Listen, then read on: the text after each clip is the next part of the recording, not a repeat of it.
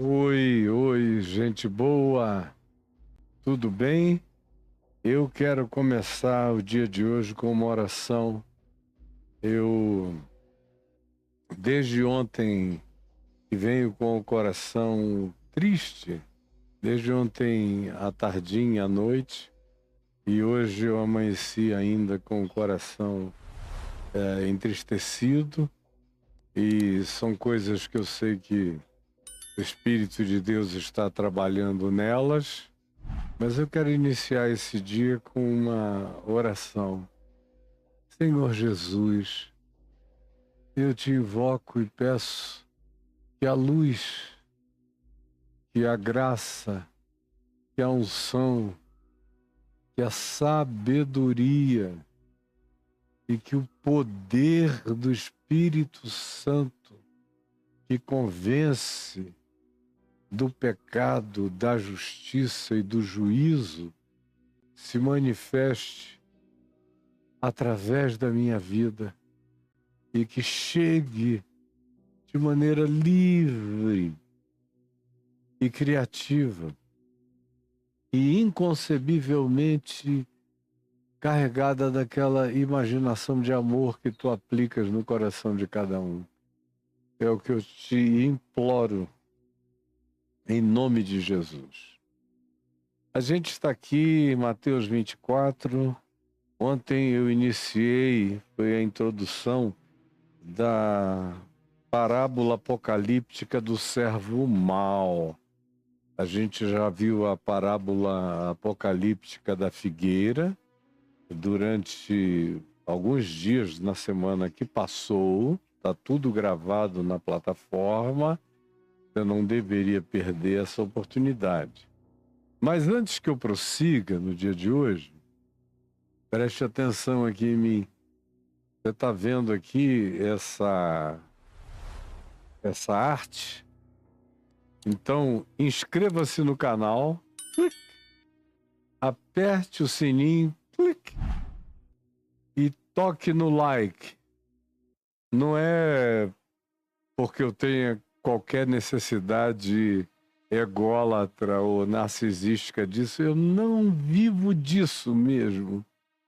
Mas é porque o algoritmo só entende a relevância do canal se você se inscrever e o número de inscritos aumente. A gente está quase chegando a 1 milhão.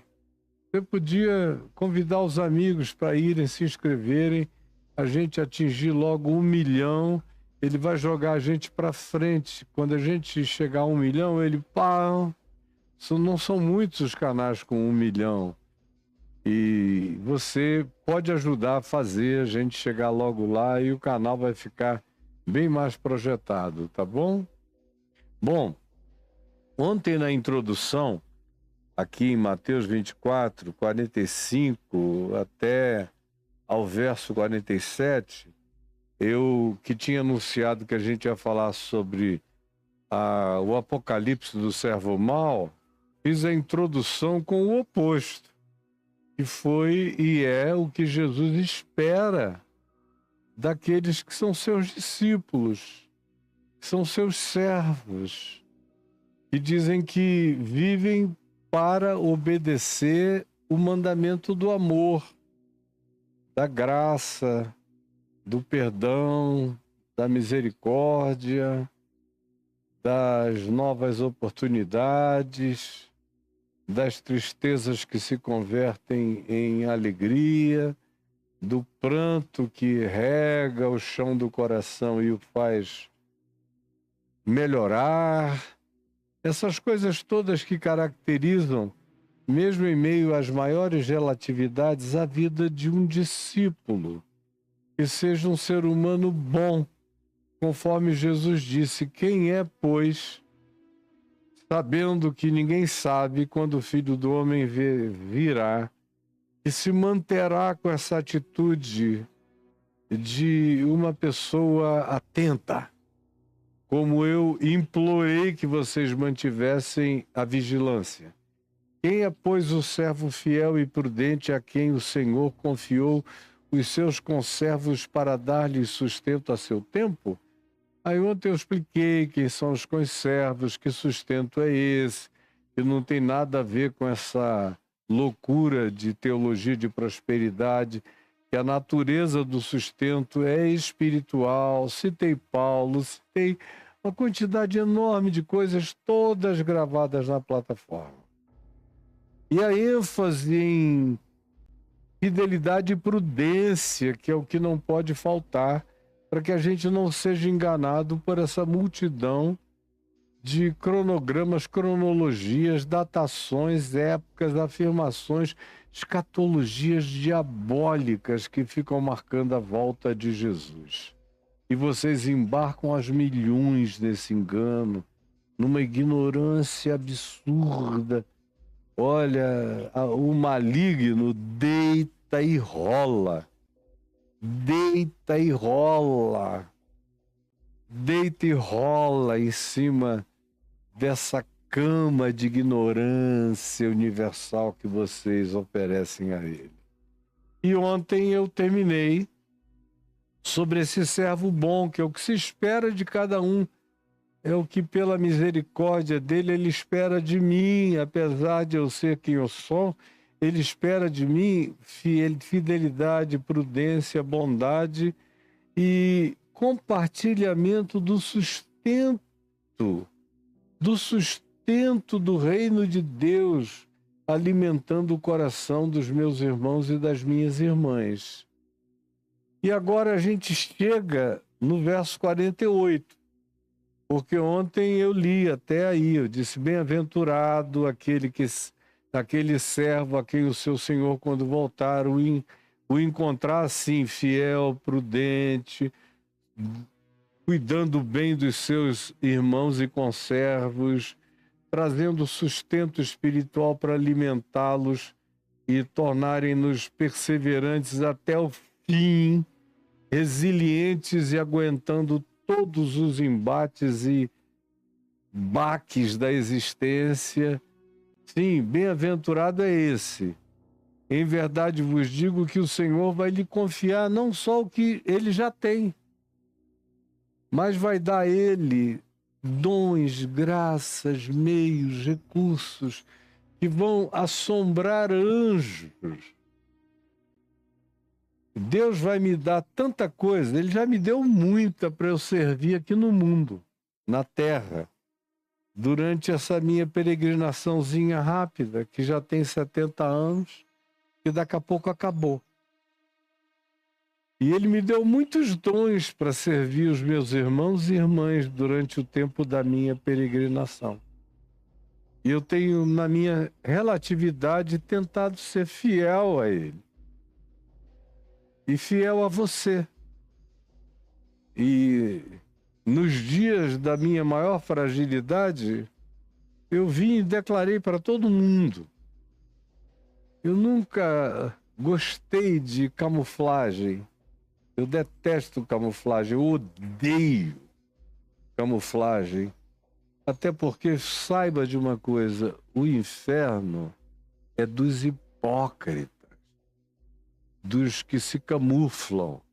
Esses vão conhecer um certo inferno, que não é esse inferno temporal bobinho, sobre o qual se fala aí: eu não teria coragem de deixar um filhinho meu no inferno. Nem eu, nem o diabo.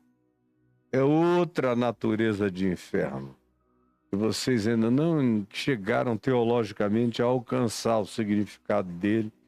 Eu vou oferecer alguns cursos aqui onde a gente vai falar com certas minúcias sobre essa dimensão. Mas os dons que eu ainda terei na eternidade serão anjos, equivalência de dons no nível de anjos, de arcanjos, de querubins, de serafins e alguns que só são possíveis aos humanos. Que nem os anjos nas suas gradações e ranqueamentos celestiais, os mais elevados terão, porque é preciso ser mortal, pecador, regenerado pela graça, ter experimentado o amor de Cristo que excede a todo entendimento, no desvalor absoluto da consciência da sua própria vida, para poder ser visitado por esses dons que anjos não têm nem a experiência existencial de poder prová-lo. Essa é uma outra coisa. O Senhor, todavia, vai compartilhar todos os seus bens. Como eu disse ontem, eu me tornarei um Cristo, deixando anjos, arcanjos, querubins, serafins, seres celestiais, seres viventes, tronos, soberanias, principados e potestades, perplexos com a beleza do Cristo de Deus, que eu me tornarei co-herdeiro do eterno por toda a eternidade. E como diz o Apocalipse, mesmo depois de tudo ainda, os seus servos o servirão. Sabe lá Deus em que missões extraordinárias eu serei colocado na eternidade do serviço a Deus. Pois bem, o verso 47 introduz agora o apocalipse do servo mau. E olha só o que está dito. Em verdade vos digo que o Senhor Deus, o Senhor Jesus, o Filho do Homem, quando vier, lhe confiará todos os seus bens. Mas, olhe, preste atenção, porque isso é muito sério. Se aquele servo,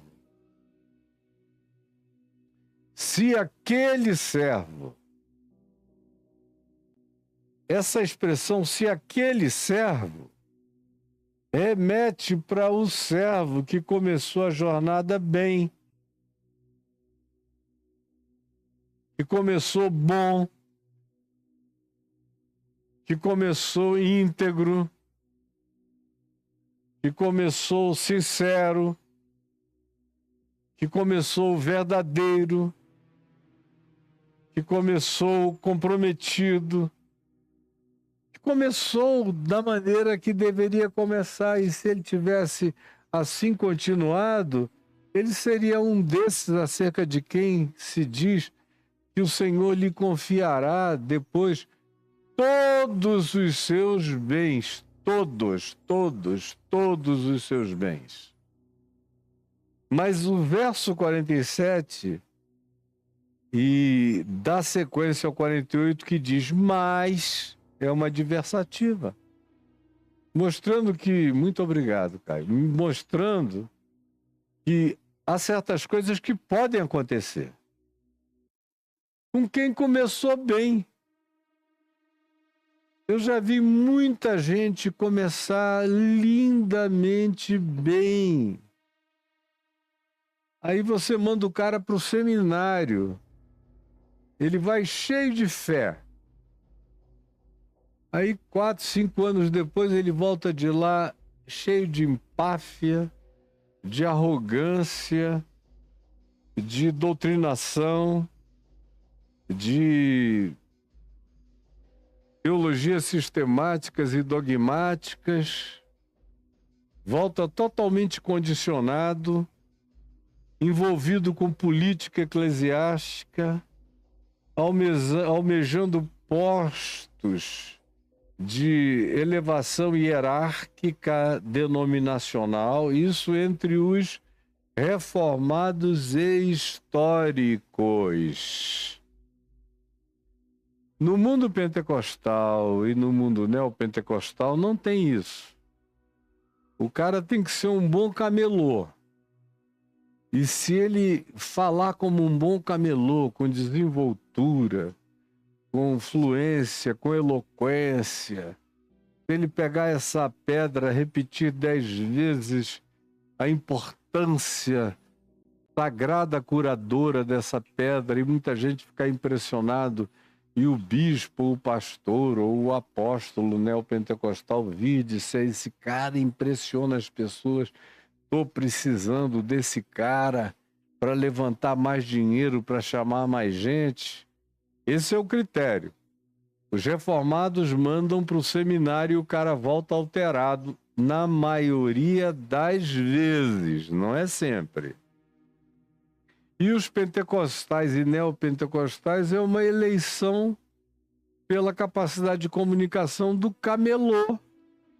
E para dizer aquelas coisas que os pentecostais ensinam, Cristo morreu na cruz, ressuscitou de entre os mortos, foi assunto aos céus, voltará a segunda vez e batiza com o Espírito Santo, são os pilares. Isso na igreja pentecostal. Se for na igreja quadrangular, são só 4 coisas. Cristo morreu na cruz, ressuscitou de entre os mortos, foi assunto aos céus e batiza com o Espírito Santo. Qualquer idiota grava esses 4 pontinhos e sai repetindo isso. Só que hoje em dia, no meio pentecostal, não há mais nem necessidade desses 4 ou 5 pontinhos. Basta chegar lá e dar uns gritos, e dar umas esganadas, e dar umas falseadas, umas falsetadas, E todo mundo já presta atenção. E aí eu vou vendo o caminho de alguns. Tem alguns que eu acompanho há quase 60 anos. Antes de eu converter, eu já os olhava.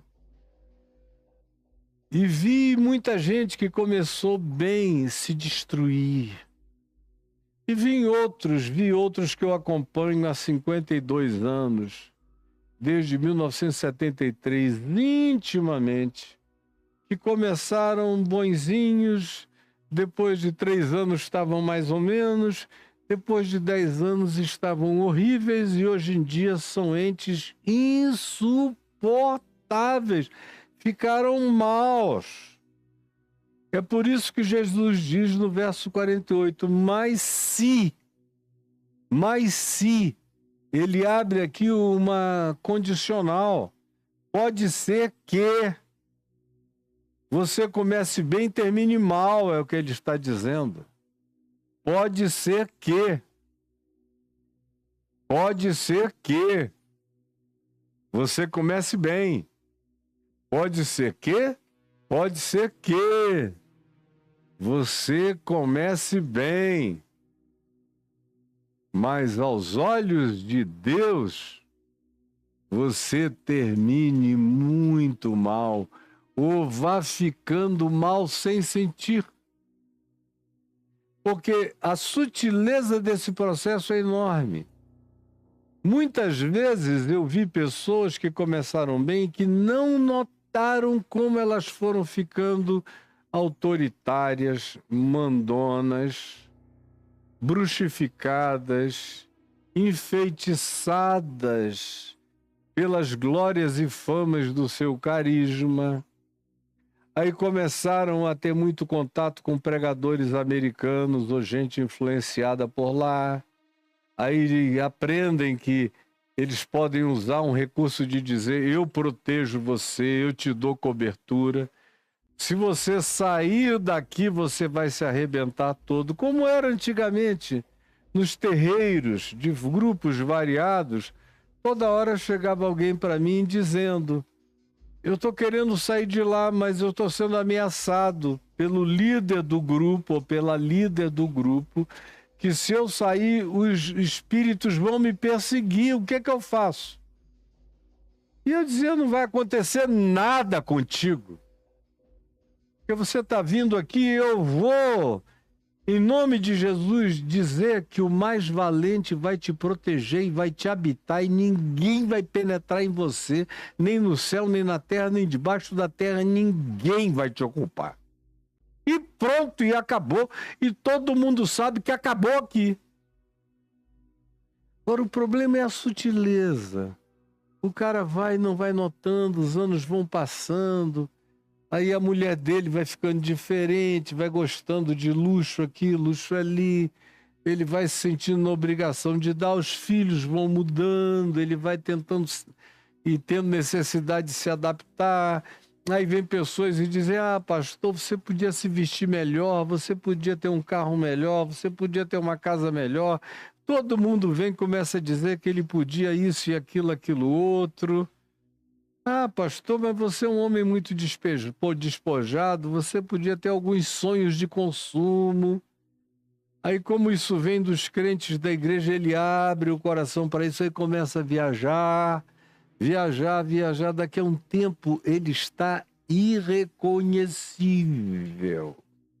Quem o conheceu diz, quem é esse cara que eu não sei mais quem é? E é o que Jesus está aqui denunciando, é a sutileza do processo que pode fazer alguém que começou muito bem se tornar alguém que acabe terminando a carreira muito mal. Viu, Clarinha? Muito mal. E aí, tudo que eu disse antes é para ser guardado, se possível até recortado. Jesus diz, mas se, olha como está vinculado ao contexto antecedente. Aquele é o servo que ele tinha mencionado como bom, que dava sustento aos seus conservos e que era generoso com a graça de Deus, como diz Paulo em Atos 20, aos presbíteros de Mileto, ensinando a eles todo o desígnio de Deus, como Paulo diz, porque eu nunca deixei de vos ensinar todo o desígnio de Deus, todo o evangelho de Cristo.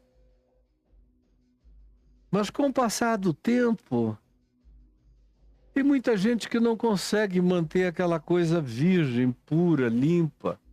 É por isso que Paulo diz em 2 Coríntios, no capítulo 13, ele diz, mas receio de vós que o diabo tenha enganado os vossos corações, que a serpente tenha enganado os vossos corações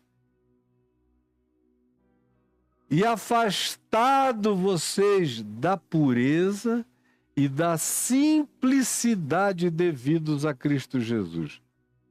Quando essa serpente arquetípico espiritual consegue fazer esse trabalho serpenteante de dissimulação que nos afasta para cá e nos puxa para lá e vai levando, quando você vê, você está anos-luz de distância do chamado original, e aí a pureza e a simplicidade devidos a Cristo Jesus desaparecem da nossa vida e a gente se transforma esse ente abominável da desolação, sentado num lugar santo na sua igreja, como se fosse o próprio Deus demandando meios, dinheiro, recurso, glória, honra, obediência, subserviência e tudo que vocês veem acontecer por aí afora, numa maneira tão absolutamente relaxada e desatenta, que faz de vocês cúmplices desses perversos que foram gradativamente escolhendo andar no caminho de Balaão, que é o caminho das remunerações que decorrem da infidelidade ao mandamento de Deus e ao Evangelho. Mas se aquele servo que um dia foi bom se tornar mal porque dentro dele já tinha uma inclinação Tinha uma pequena tendência, ele conseguiu durante 1 ano, 2, 5, 10, 15, dar socos naquilo ali. Mas tudo que lhe faltava era que chegasse um grupo de pessoas com validações. E dissesse, não, que é isso, como para mim já chegaram centenas de vezes, que é isso? Que santidade é essa? Que pureza é essa? Que compromisso é esse? Você podia ser um milionário, um dos pastores mais ricos da terra. Eu conseguiria montar um marketing que te projetaria para as alturas alcondoradas planetárias. Quantas vezes gente veio, e até hoje tem gente que ainda me propõe isso. Agora, quando encontra um coração que já não é firme, que já não tem raízes profundas, que é como aquela terra que Jesus descreveu, e recebe com alegria a semente do evangelho, mas embaixo tem pedra e a raiz não entra, ou como aquela outra semente que recebe com alegria, mas logo, logo tem uma simultaneidade de maldades crescendo junto com o evangelho. Nesse caso, Jesus chamou de os espinhos, que crescem e sufocam e matam a semente. Ou tem aquele caso da semente que cai numa terra que poderia até vingar, mas está na margem. Mas vem o diabo e rouba.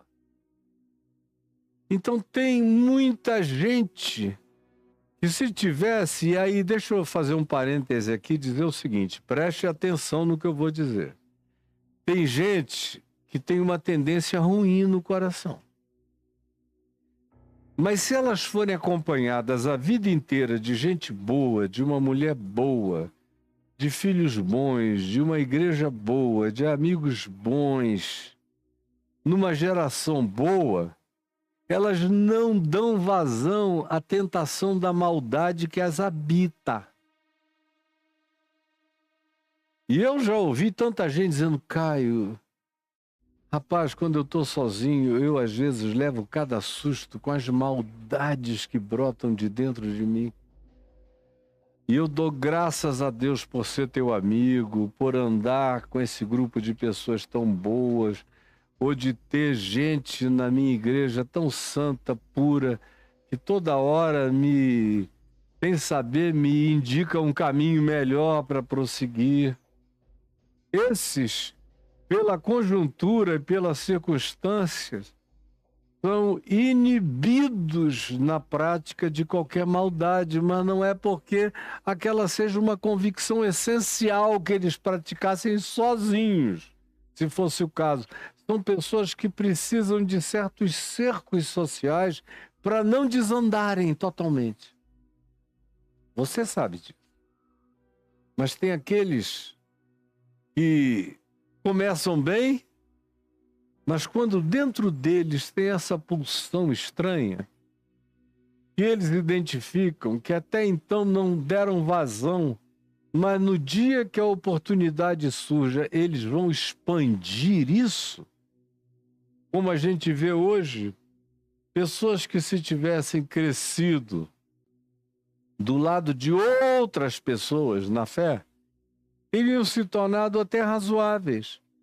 Mas porque cresceram e se alimentaram e foram discipuladas e orientadas e seguiram e andaram junto com os piores indivíduos, piores do que fariseus dos dias de Jesus, de tão malignos que são, eles se tornam, como Jesus disse em Mateus 23, 2 vezes mais filhos do inferno do que os seus discipuladores. Portanto, é para esses que esse verso 48 diz, mas se aquele servo que começou bom tiver essa propensão ruim plantada dentro dele, o próximo passo é que, demorando, Jesus não voltando logo como não voltou em 2000 anos, e ele sentindo que as pessoas o obedecem, As pessoas o levam a sério, as pessoas o consultam para tudo, até para saber se podem tomar um vinho, para qualquer outra coisa, se podem fazer amor com a esposa por trás, pela frente, pelo lado, isso e aquilo. Colocam a vida inteira na mão de um cara para decidir. Se não for um ser humano bom, se for bom, ele já chega e diz: olha, isso não tem nada a ver comigo, é a tua vida pessoal. Se houver consenso, decidam vocês dois com amor. Mas quando você vê um cara que quer se meter na vida íntima, na tua cama, isso já é um mau sinal. Ele é mau. Ele tem tesão, ele quer ouvir como é que você faz com ela, como é que ela faz contigo, e ele é mau. Se ele fica perguntando o tempo todo quanto dinheiro você está faturando, se o teu negócio está dando certo, se você está ficando rico, preste atenção, ele é mau. Se ele adora ouvir as notícias de que você ganhou milhões, e ele diz que coisa abençoada, Deus ama os seus filhos, que é para eles poderem dar um dízimo rico para a igreja. É o papo dele. Ele é mau. E você não notou, tá notando aí, Clarinha? Ele é mau. Esse é um servo que começa bem, mas sendo mau se corrompe por inteiro. Aí ele começa a dialogar com ele mesmo, disser consigo mesmo. O próximo passo é um diálogo de si para consigo mesmo. É dizer, poxa, todo mundo faz todo mundo. Eu tenho um amigo aqui que tem verdadeiros haréns de mulheres.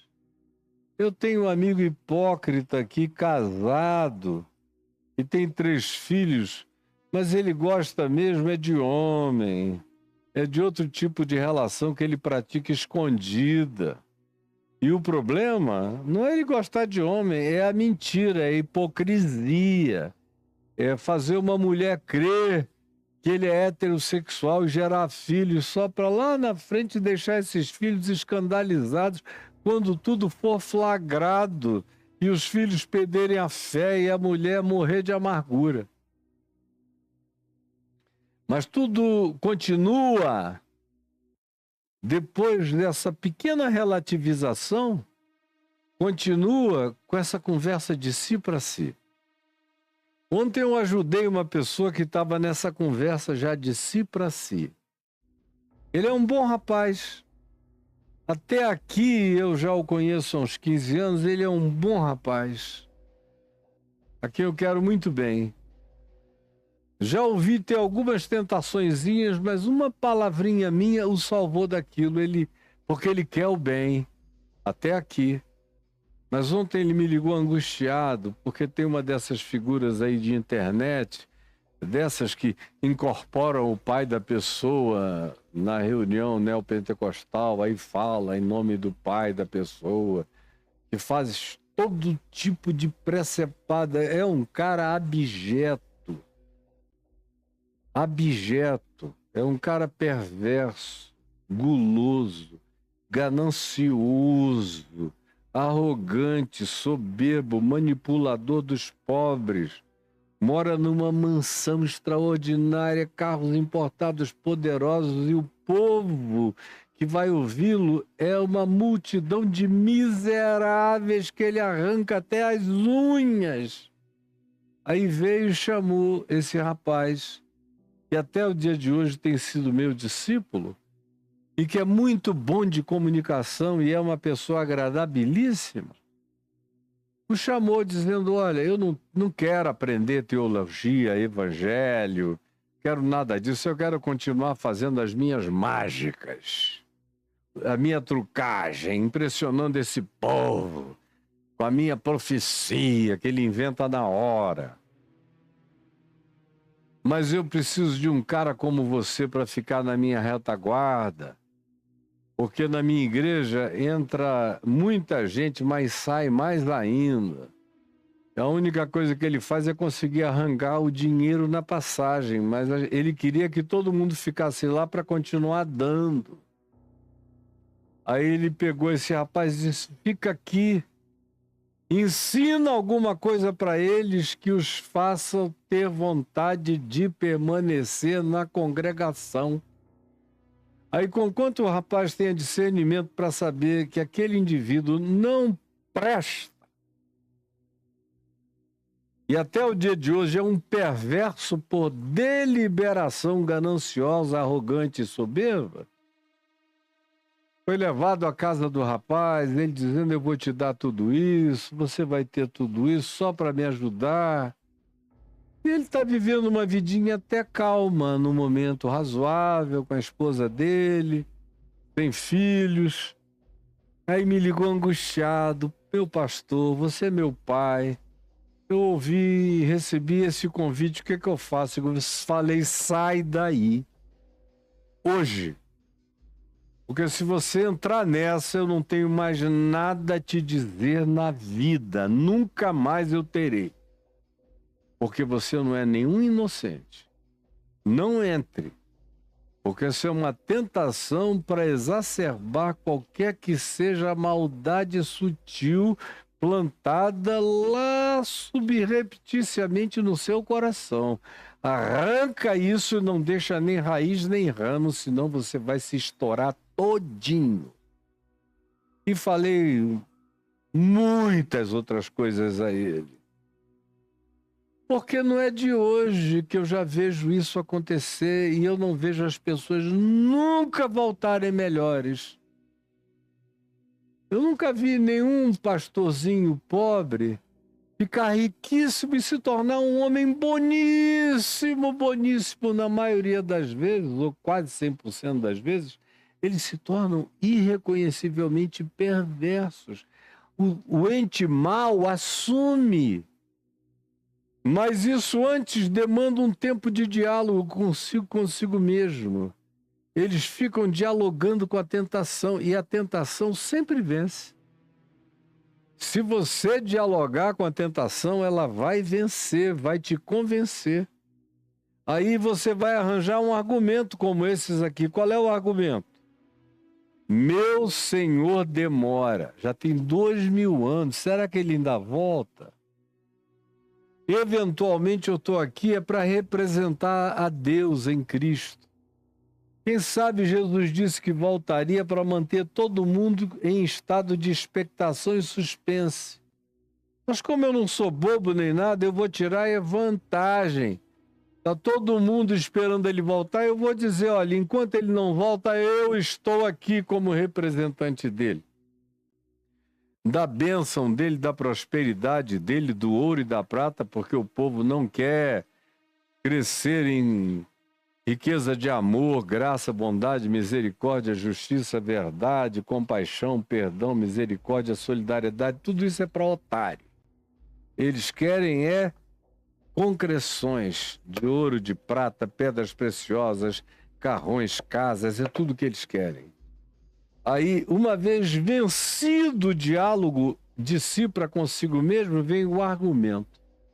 O argumento é: meu Deus, é verdade, já tem 2000 anos. Eu tenho mais que imitar os pastores americanos que já desenvolveram a teologia do domínio. Se a gente for ficar esperando Jesus voltar para que as coisas se tornem novo céu e nova terra, sei lá se isso vai acontecer, mas já que eu estou aqui identificado com o nome dele e todo mundo me respeita, eu vou aproveitar e vou me apropriar e vou espoliar. E o argumento é esse, de si para si mesmo: o meu Senhor demora.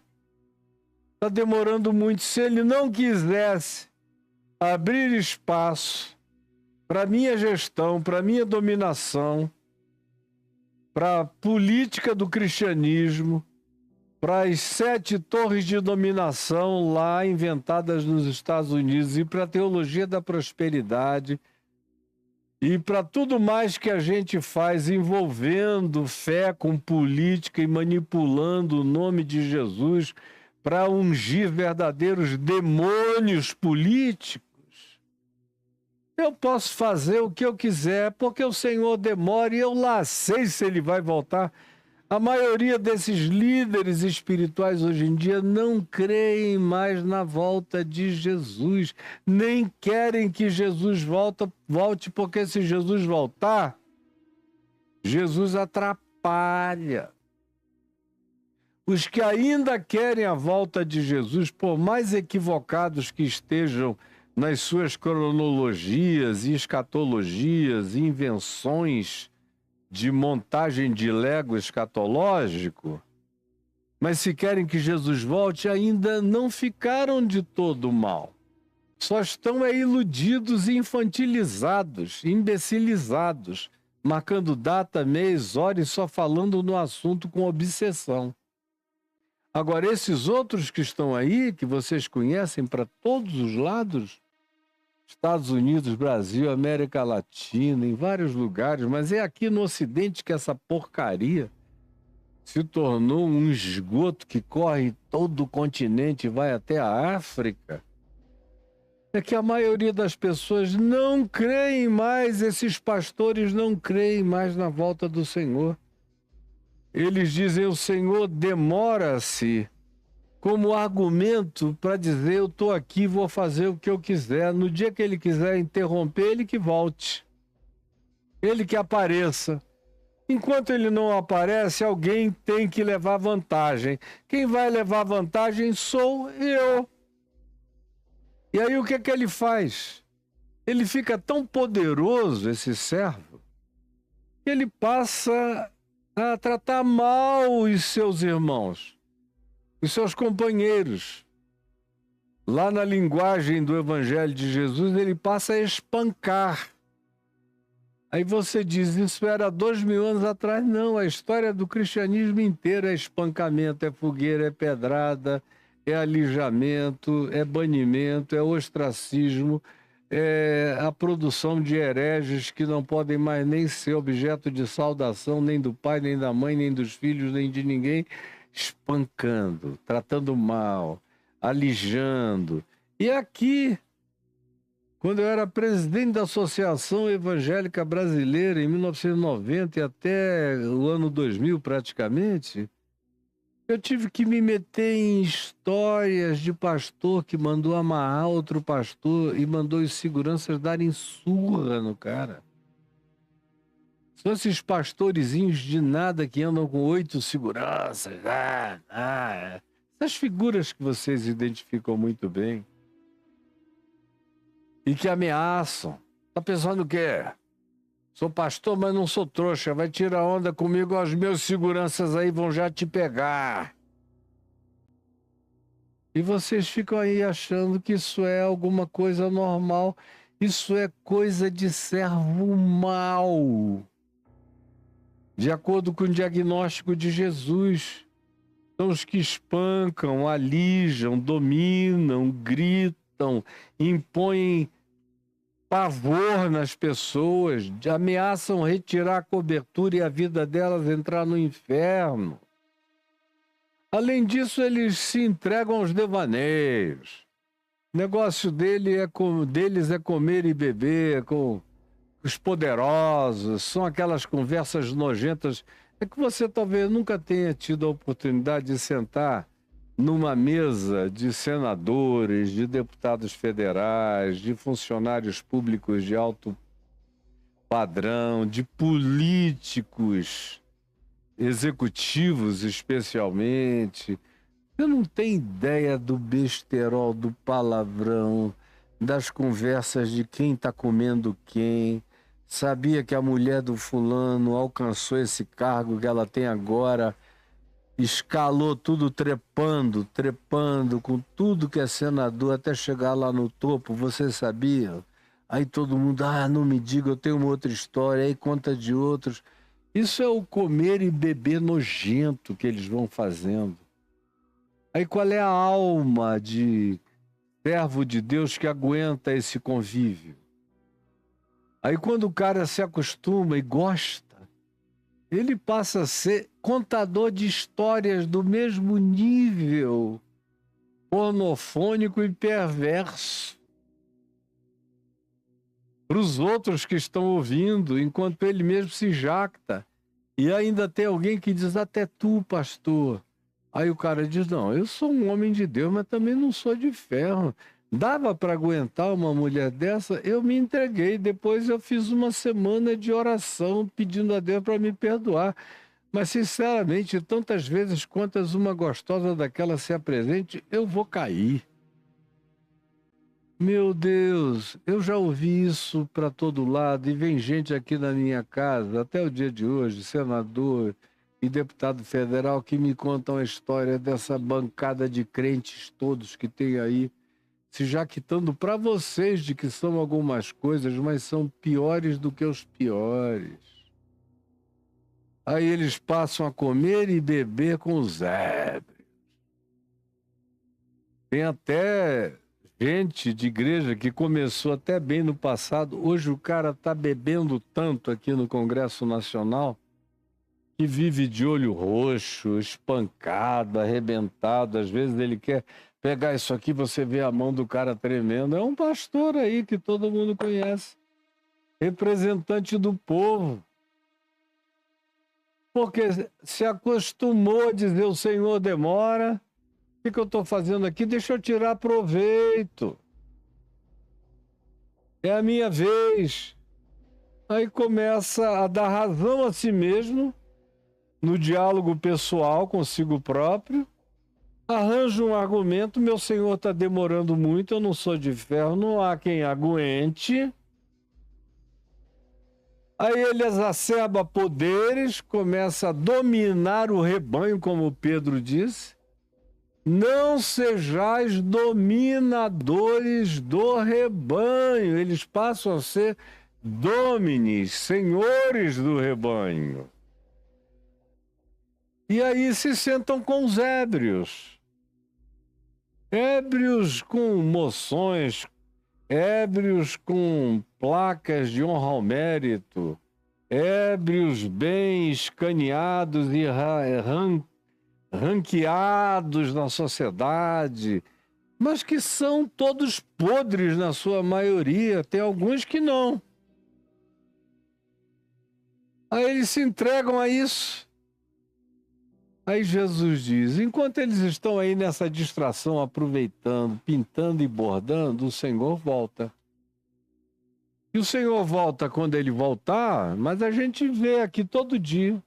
Tem alguém que está aprontando a beça, batendo na mulher, pegando esposas de outros, tomando posse de dinheiro, ficando rico às custas da congregação. Aí, de repente, você ouve dizer que aquele cara que aprontou,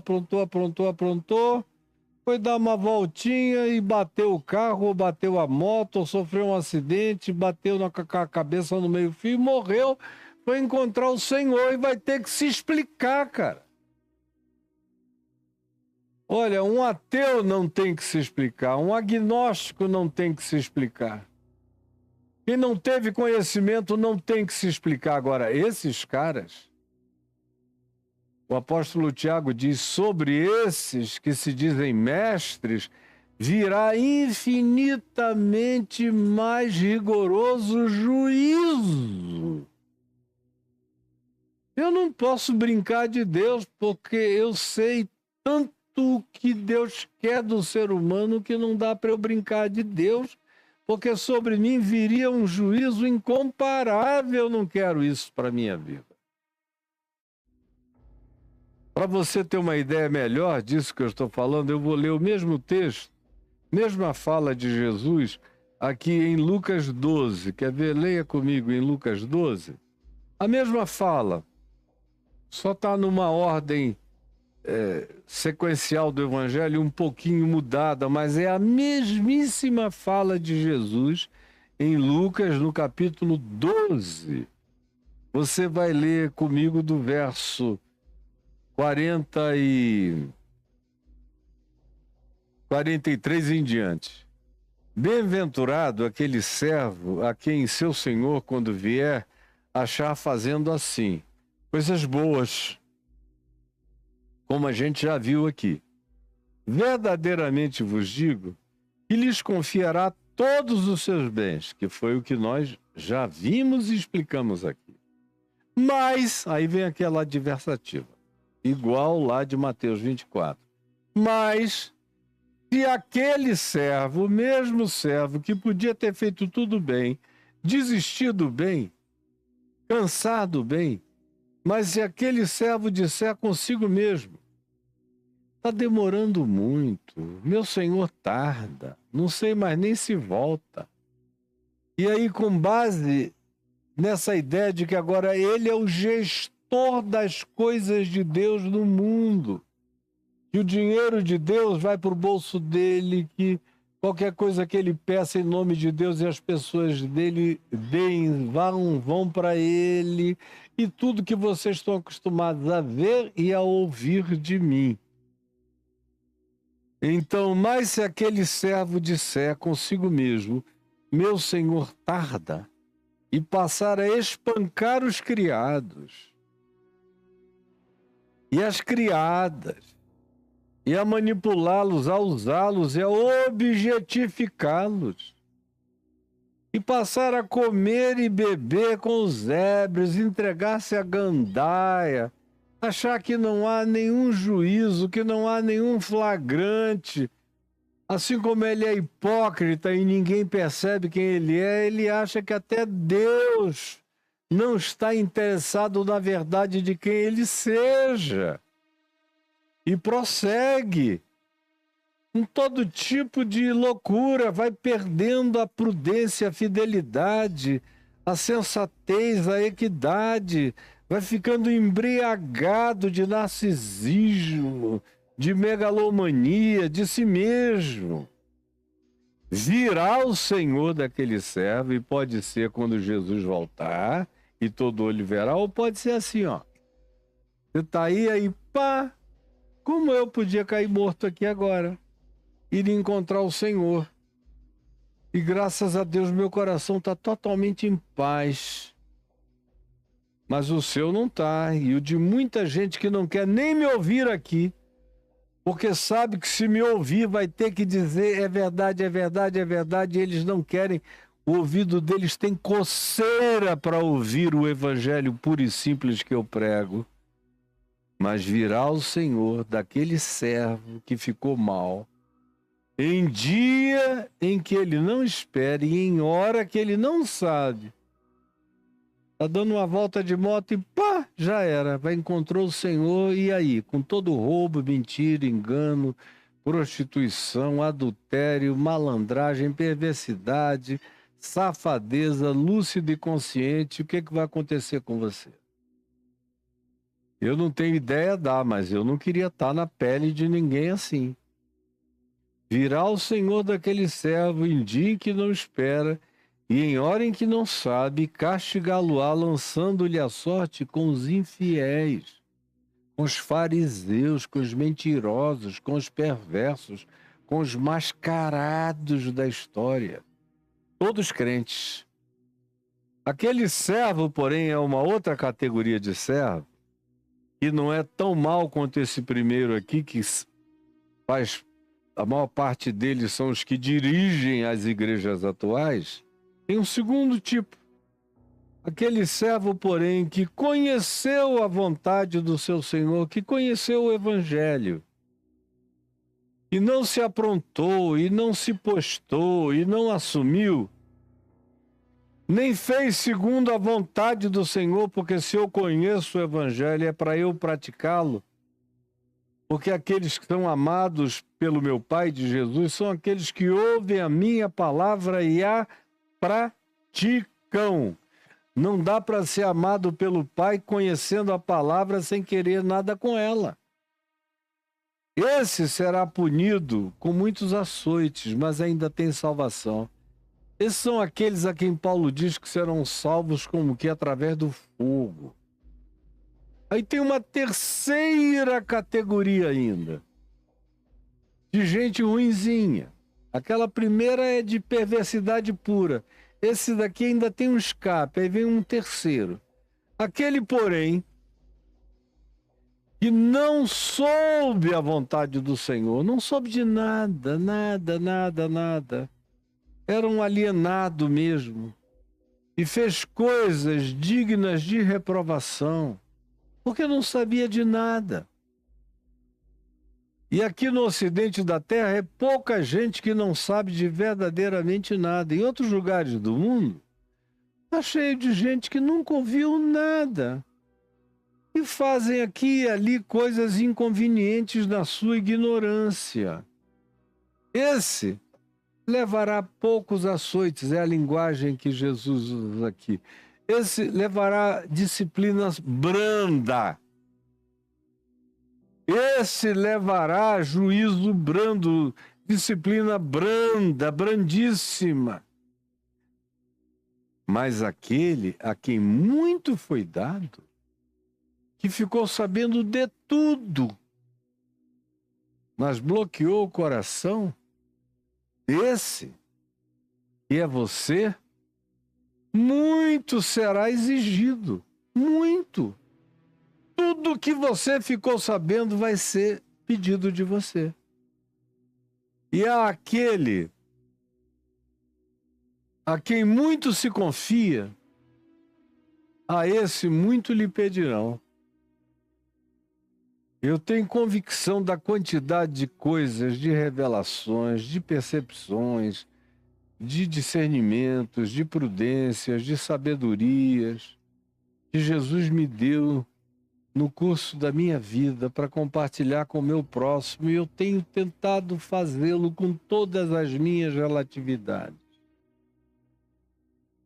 Porque eu sei que de mim vai ser muito pedido. Eu não posso sair por aí dizendo, eu era um alienado, porque eu não sou. E eu tenho que viver com as consequências do que eu sei. Ninguém, preste atenção aqui, viu? Preste atenção aqui.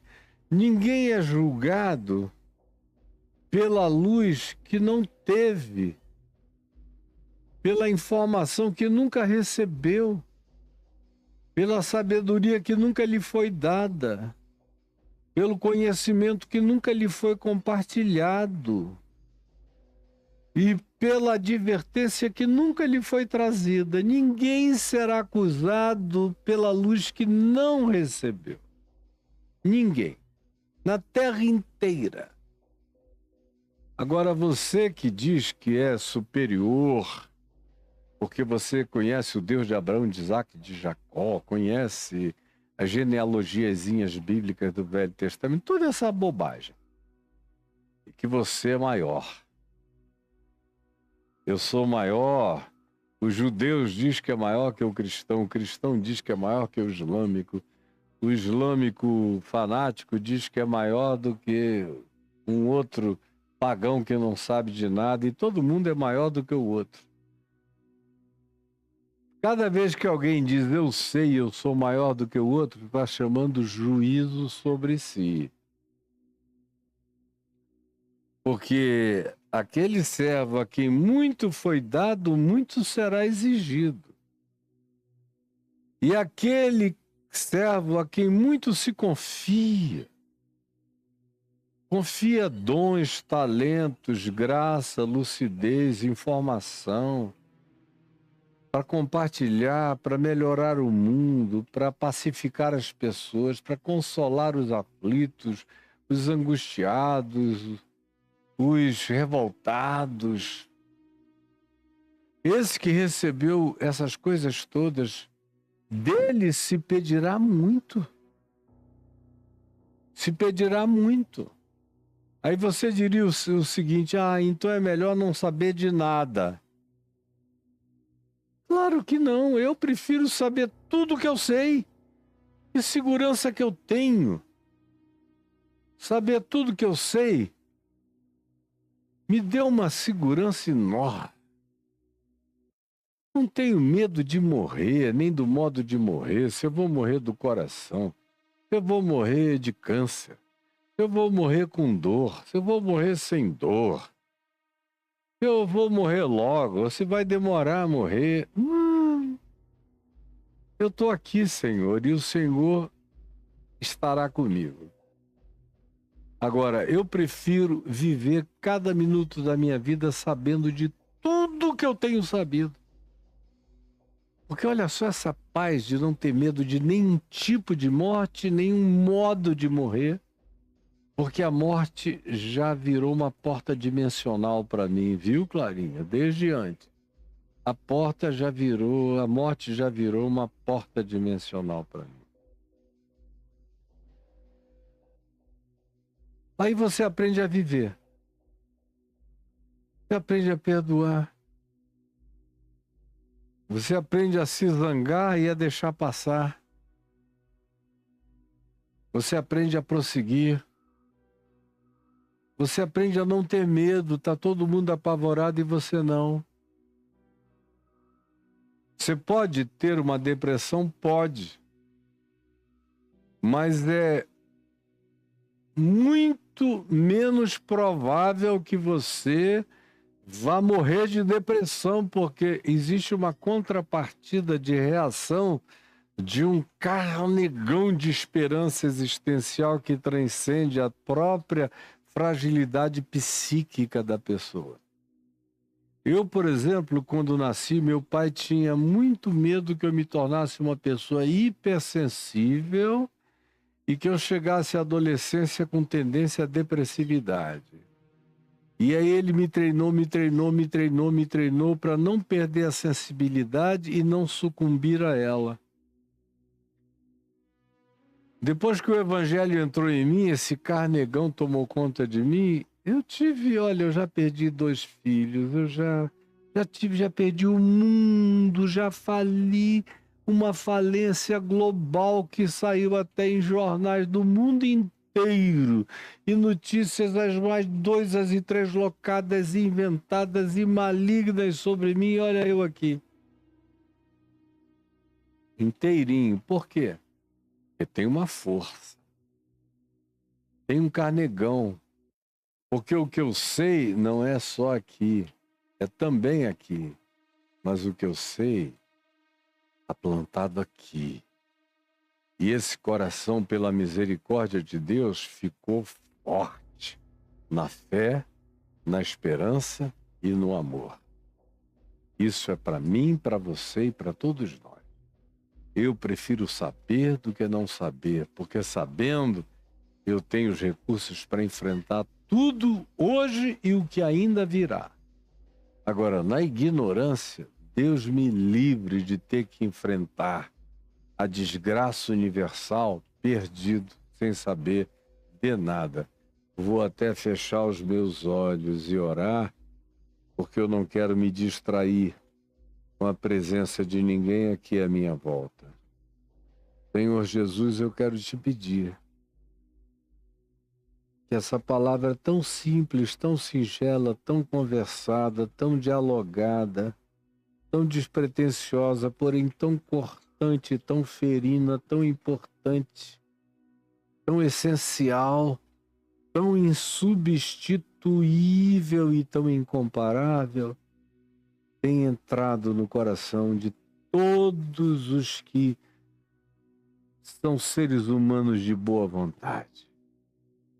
Gente que carrega essa inclinação para o bem, para a verdade e para o amor. Eu te peço que todos acolham, especialmente os fiéis, que acolham a tua palavra, porque tu és o Salvador de todos os homens, especialmente dos fiéis. É o que eu te imploro que tu realizes, em nome de Jesus. Amém, amém e amém. Olha só, gente boa, vocês estão vendo passar aqui um Pix de CPF, está passando ali, Caio e Adriana. Todo mundo sabe o que fazer com o Pix. É para enviar colaboração. Nesse caso, para quem diz, eu quero ajudar você, pessoalmente você. E eu agradeço de todo o coração quem tem esse amor, carinho, preocupação pela minha vida pessoal. Nunca fui assalariado de ninguém. Estou aqui há 52 anos, vivendo pela fé, me sustentando, meus filhos, meus netos e ajudando o meu próximo. Agora, fora esse Pix, tem um de CNPJ. O de CNPJ é para o meu ministério, eu não faço sozinho. Tem gente me ajudando. Sem essas pessoas eu não consigo. E são várias me ajudando. E você é fundamental para enviar essa oferta de Pix que pode ajudar a pagar os salários dos que me ajudam aqui e fora daqui. Agora, tem gente que diz, tem algum outro meio de contribuir? Sim. Escreva caiofabio.com.br e aperte o Enter. Aí entra no meu blog, aí em cima está piscando contribuição. Lá no alto, aí você clica, entra, tem 2 bancos. Tem o Santander com sua agência e o seu CNPJ correspondente. Tem o Banco do Brasil também com agência e CNPJ correspondente para você fazer depósito ou transferência bancária. Tem gente que prefere. Mais opções. Clicou, entrou, passa daí. Aí tem os mesmos 2 bancos que eu já apresentei. Embaixo tem esses cartões de crédito, que são muito úteis para aqueles que gostam de programar as contribuições por mês e até o ano inteiro. Mas se houver alguém que diga, não, apesar de haver o Pix, eu prefiro continuar usando o cartão, tem aí todas as bandeiras disponíveis para você. Embaixo o PagSeguro e para quem mora no exterior, de Portugal ao Nepal, como eu disse ontem, tem o PayPal. Para você contribuir, mandar a sua ajuda, a sua oferta, ela não será desprezada. Ela será recebida com todo carinho, com todo amor, com toda boa vontade, com toda gratidão. Um beijo para você, que Deus nos abençoe em nome de Jesus. Amém, amém e amém.